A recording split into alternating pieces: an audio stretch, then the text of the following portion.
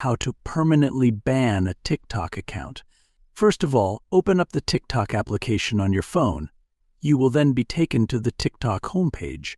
Here you can explore and view TikTok Reels. If you want to ban any account from here, then tap on their name as shown. Once you are in their profile, go to the top right corner and tap on the share icon. Here you can view the sharing options as well as other options below.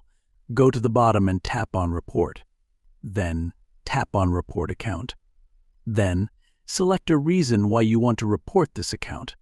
For example, posting inappropriate content. After that, select a reason again to be more specific. Then tap on Submit at the bottom. You have now successfully reported this account. You can also block their account from here if you want. After that, tap on Done. Following these easy steps, you can permanently ban a TikTok account. Thank you for watching. Please leave a like if this tutorial helped you, or leave a comment below if you have any questions related to the video.